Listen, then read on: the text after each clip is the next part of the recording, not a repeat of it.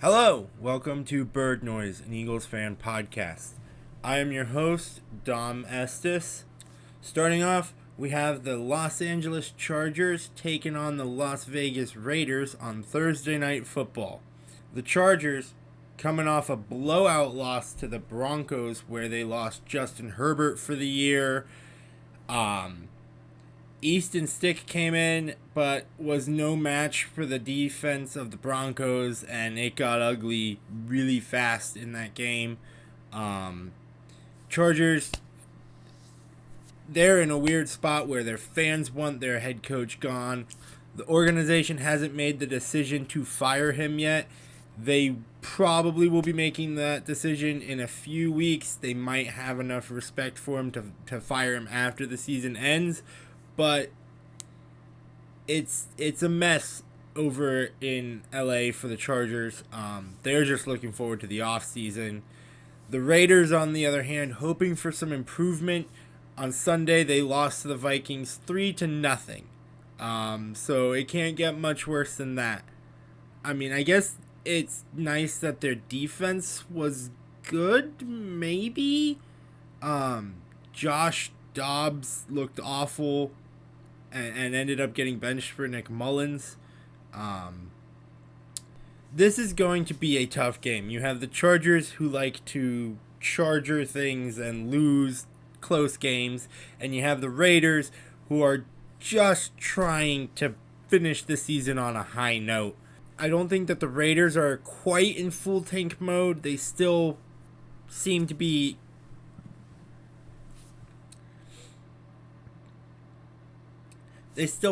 competing in close games. The Chargers probably are, at least the fans want them to be, so that Brandon Staley will be fired. But I am rolling with the Raiders on this one, and I think that they'll get the win. And then you have some Saturday football, starting with the Minnesota Vikings versus the Cincinnati Bengals. The Vikings. Hoo boy. I don't know what to say about the Vikings game from last week. I kept seeing the score at 0-0, and I was briefly wondering if we were going to have a 0-0 tie. But they managed to pull out the win, 3-0. Josh Dobbs looked bad. He got benched for Nick Mullins. Of all people, Nick Mullins is not who I expected to be a starting QB for the Minnesota Vikings. But Kevin O'Connell has announced that Nick Mullins will start for the Vikings on Saturday. I think that Minnesota has just said forget the season. They have some big decisions. Are they going to bring back Kirk Cousins? Are they going to let him walk? What are they going to do with Josh Dobbs? What are they going to do with that team? And I think Minnesota has entered the tank part of the season. The Bengals, however, have not stopped fighting for wins. Jake Browning led the Bengals to a dominating win over the Colts. I predicted the Colts to win that game and was very clearly wrong. I will eat my words. But the Bengals keep finding ways to win close games. They stayed with the Jags a few weeks ago. Then they go and dominate the Colts. Jake Browning looks like a very solid backup for that system that Zach Taylor is running in Cincinnati, and has the pieces around him like Jamar Chase, like Tyler Boyd, just to keep the team in games and in the hunt for a playoff spot. If the Vikings, who showed up on Sunday, play against the Bengals, it will be a very lopsided win, but either way, I'm rolling with the Bengals to get this win. Following that game, you have a Saturday afternoon game with the Pittsburgh Steelers taking on the Indianapolis Colts. Oh boy, you have two teams who have been struggling with QB play and other aspects of the team going against each other. A battle of backup QBs. Gardner Minshew versus Mitch Trubisky. The Steelers coming off a heartbreaking defeat by the New England Patriots, in which they looked bad and just couldn't get anything going offensively and defensively. They just were lit up during that first half. A lot of people thought that with Matt Canada gone, the Steelers' offense would start to take off, especially after that first week where they had a 400-yard offense game. And it really hasn't changed since that game. The Steelers still struggle offensively, and they need to figure out those offensive woes, some of the defensive stuff, but they have time to work it out. I don't know if they'll make the playoffs. I think they'll probably be right on the edge of it. I know that Mike Tomlin will drag the Steelers to a winning record no matter what happens, but they do need to fix some of the aspects of their game plans. The Colts, coming off that loss to the Bengals I was talking about a minute ago, the Colts struggled in the second half. It was a close game in the first half, and then it just... And these next few weeks, they're going to be rough on the Colts. Test them, see what's what for the Colts, see if they're ready to make the playoff push or if they will fall flat as well. I think that Pittsburgh has a lot to work on if they want to make the playoffs, but I think they get this win on Saturday over the Colts and help themselves towards the playoffs. Then, to wrap up games on Saturday, you have the Denver Broncos facing off against the Detroit Lions. The Broncos rolled over the Chargers on Sunday as they ran off to a 27-7 victory. They're now a game behind the Chiefs for the AFC West. Imagine saying that back in September when they had 70 put on them by the Dolphins. The offense of the Broncos has improved a lot from last year. They're scoring more than 16 points now, and they've improved a lot over the course of this year. They're now able to move the ball a lot better. Russell Wilson isn't trying to do everything, and that's helping them a lot. They've got a run game going, and that will help. The defense has really stepped up, and if you take away the first 3 weeks of this season, the Broncos defense is averaging giving up just 17 points a game. And then you have Detroit.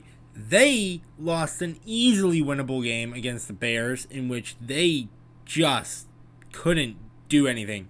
They have a lot to fix in this game. The offense has to be better. Dan Campbell, I think he needs to chill down a little bit on the going for it on fourth downs. The defense needs to start showing up. They haven't looked great all year, but they were able to avoid criticism because their offense worked, and when it doesn't work and the defense doesn't work, you have games like the Bears where they just run all over you and can't and run away with the game. I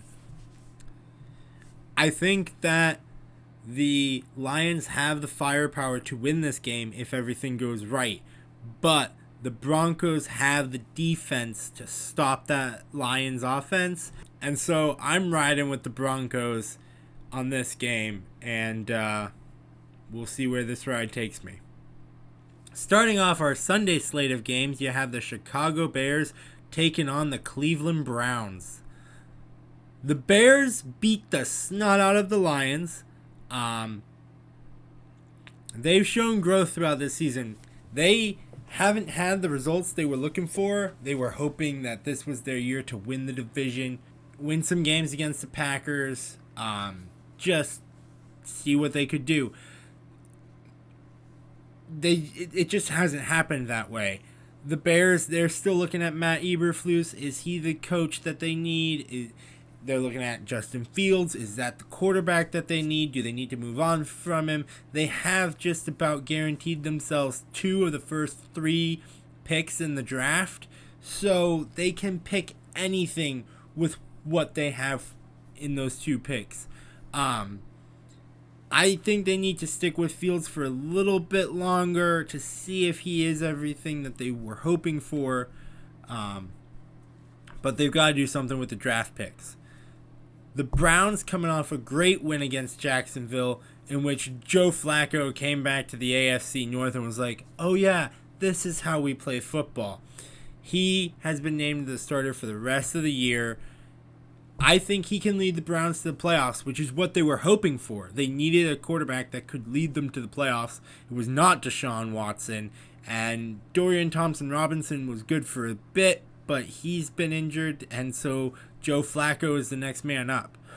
He threw for 3 touchdowns against the Jags, and the offense looked better than it had in a while. This is going to be a defensive game. You've got the Bears, who just about always have a fairly decent defense, and then you've got the Browns, who have one of the league's best defenses. I am going to pick the Browns to win this game. I just think that they're the better team, coaching-wise, offense-wise. But I do have a sentimental spot for the Bears, so feel free, Bears fans. I hope they prove me wrong, but I am going with the Browns to win this game. Then you have the Tampa Bay Buccaneers taking on the Green Bay Packers. The Buccaneers coming off a big divisional win in a division that is utter chaos and just a dumpster fire. They won against the Falcons. They now control their own destiny to the playoffs if they can win out. If the Falcons or the Saints lose a few games, then they will probably be in the playoffs, but it all depends on who decides that they are tanking in that division. The Bucs, a weird team. They're not good, but they're not absolute garbage either. I mean, if you're a fan of the Bucs, or if you're even just watching football right now, you're just kind of whelmed by the Bucs. You're not overwhelmed or underwhelmed. It's just whelmed. They're still trying to figure out what the team will look like after Tom Brady, going through some growing pains. But if they can win the division, who knows what could happen.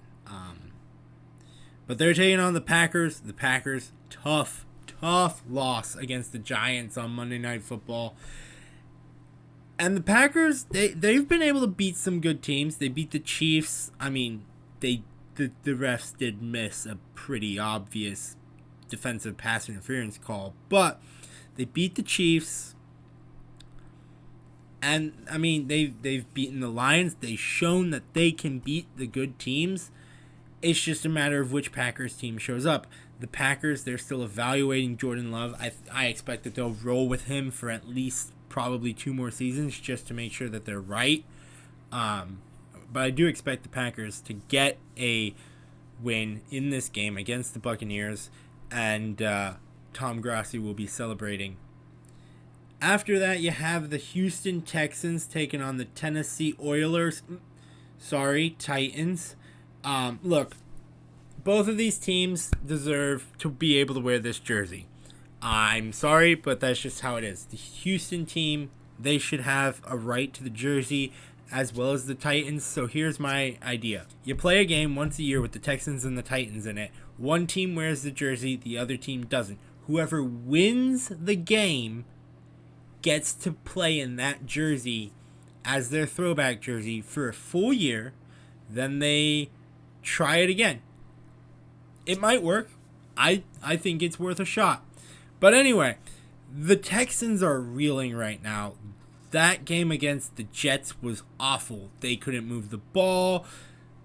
CJ Stroud was knocked out with a concussion. They're not sure if he's going to start on Sunday or not. I think that if anyone was having an MVP season, it was CJ Stroud, and he should be getting all the accolades for taking that team to a different level. We did not expect that the Texans would be a decent team this year, and they have proven all of us wrong.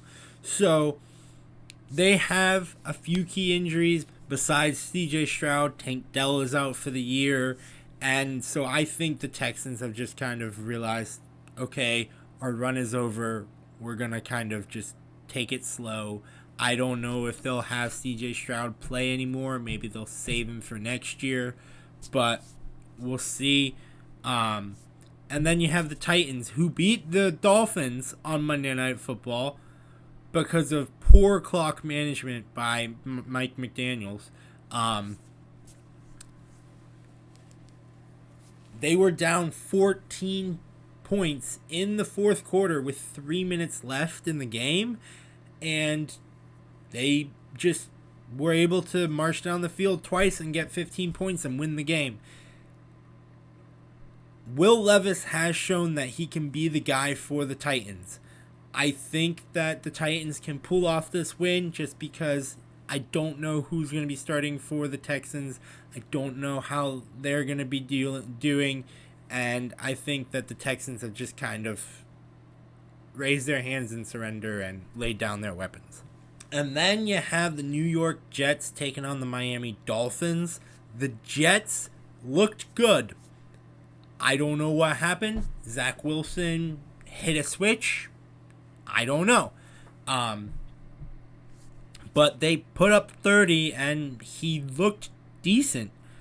The Jets have these games randomly where they play well as a team and they're able to get the wins. But I do think that the Jets are looking towards the offseason now. I don't think Aaron Rodgers will start again this year.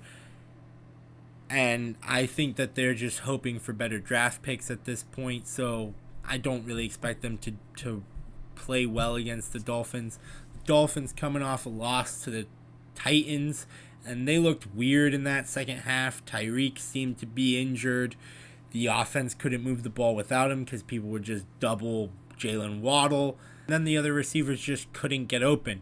But the good news for the Dolphins, they're playing the Jets, who are a meh team, and they should be able to get the bounce back wins. Dolphins swim to the dub, and I am sorry, Jets fans.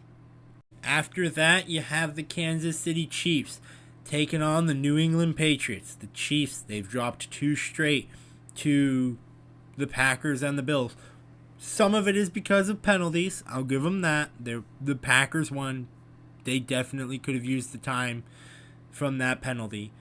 But I think that the Chiefs' main problem is at receiver, just because they really don't have a number one wide receiver. Rice is getting there, but next season. It's not going to be this season. And then Kelsey can't be as productive because everybody's covering him instead of worrying about a different receiver. So it's just kind of a rough going for the Chiefs right now. And then meanwhile, you have the Patriots. They're in chaos. Mac Jones has been benched. Bailey Zappi is starting. They were eliminated from the playoffs despite their win against the Steelers. And they are just about set to have the second pick in the draft, which Bill Belichick will most likely use on some random person like Cole Strange, unless he is fired at the end of the season, which could be a possibility.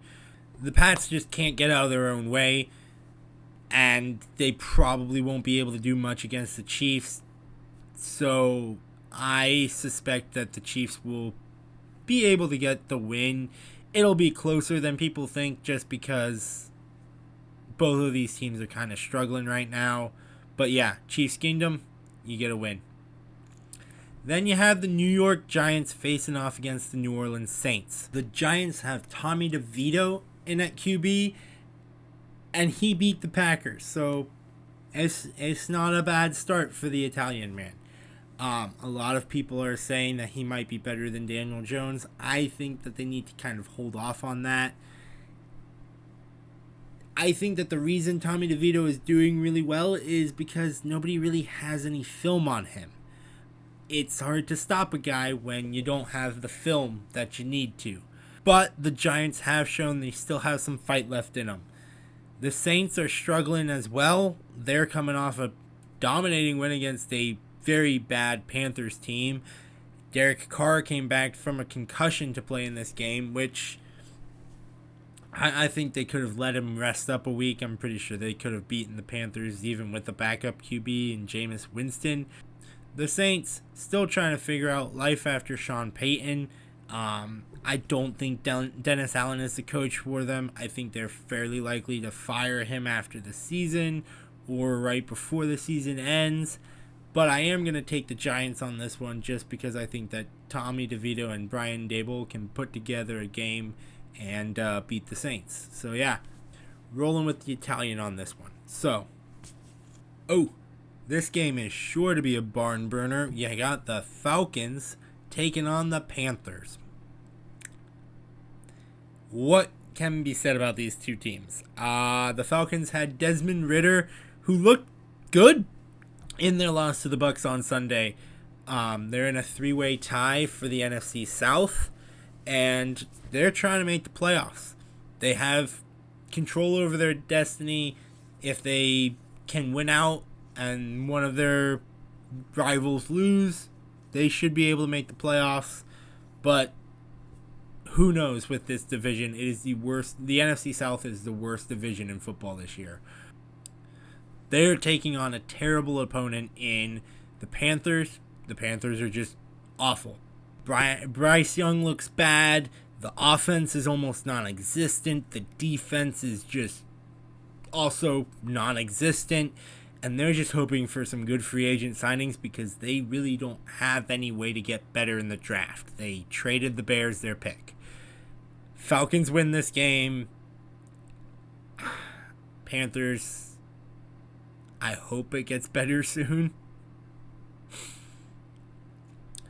Then you have the Washington Commanders taking on the LA Rams. The Commanders are coming off a bye week, got some rest. They have found out that Sam Howell is their guy. Like, I agree with that. He's like a Baker Mayfield type guy, gunslinger quarterback.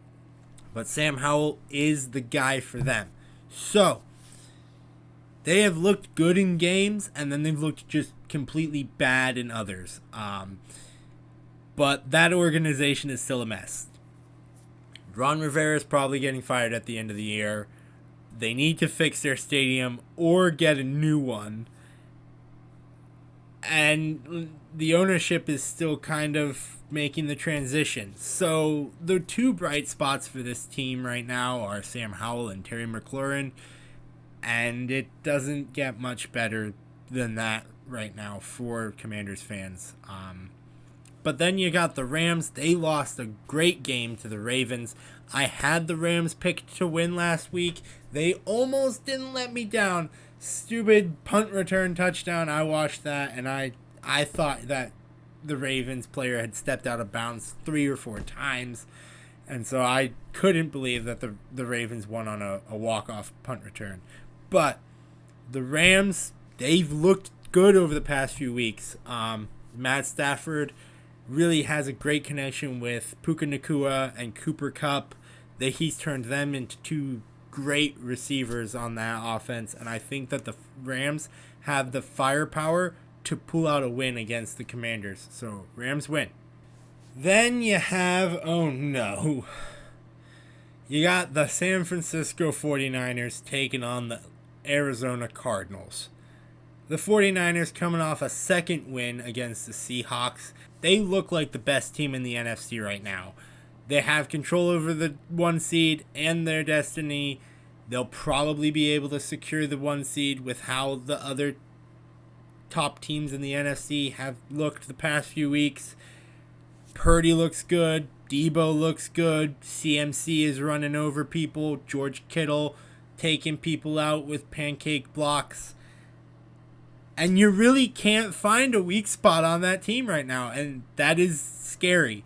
The Cardinals, a much different story.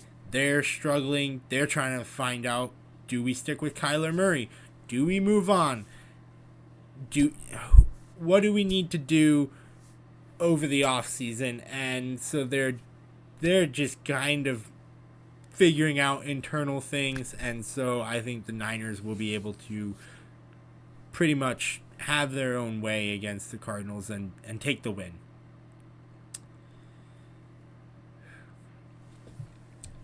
Then you have the Dallas Cowboys taking on the Buffalo Bills. The Cowboys dominated the Eagles. on both sides of the ball. They looked really good. Dak was making good throws, limiting the turnovers. That team just looks like they're finally ready to try for a playoff run. And then you have the Bills, who are trying to make the push to the playoffs and win all these games. They're still way back in the AFC, but everybody's so tight in that conference that they could make this playoff run. They beat the Chiefs a few weeks ago. They've kind of pulled things together since the Ken Dorsey firing, and I do think that they have the ability to beat the Cowboys. I am also just hoping that the Cowboys will lose a few more games, so Bills win. Then, on Sunday Night Football, you have the Baltimore Ravens taking on the Jacksonville Jaguars. Oh man, this should be a good game. The Ravens, they kind of struggle with the Rams. They've looked a little less like the world beaters that they once were. But they hold the 1 seed and they control their own destiny in the AFC. The Jags, on the other hand, could really use this win. They need to stay atop their division. They should be able to do it. I mean, they've got the Colts, the Titans, and the Texans in their division. The Texans kind of have given up. The Titans trying to make a late push for some wins, and the Colts are just kind of all over the place. But they lost to Cleveland, and they really need to try and keep pace in this tight AFC. Trevor Lawrence came back from injury, but he was not 100%. And, I mean, the Jags probably going to make the playoffs. And I do think that they get the upset and win against the Ravens. So, Duval, go crazy if they win. And then, finally, after an extra day of waiting, on Monday Night Football, you've got the Philadelphia Eagles taking on the Seattle Seahawks. The Eagles, they looked bad against the Cowboys on both sides of the ball. They've really got to get things fixed before we get to the playoffs, because then we're not going to have anything left. The offense looked bad. The defense looked exhausted. And overall, it was just a really bad game. They definitely need to fix a lot of things this week. The Seahawks able to hang with the Niners for a little bit last week, but it became clear that they were just way overpowered. They're hoping Geno Smith will at least be starting material until they figure out who's going to be their next QB. DK Metcalf got ejected for fighting with Fred Warner, so that didn't help them last week. And they're just hoping to be able to make the playoffs at this point. But I am, of course, going with the Eagles on this game. I'm not really as confident as I was 2 weeks ago, but I've got to go with my team. So yeah, Eagles win. Hopefully they're back to flying high. There you have it. Those are my picks for Week 15 of the NFL. Thank you for watching. Feel free to like and subscribe if you enjoyed the video. And remember,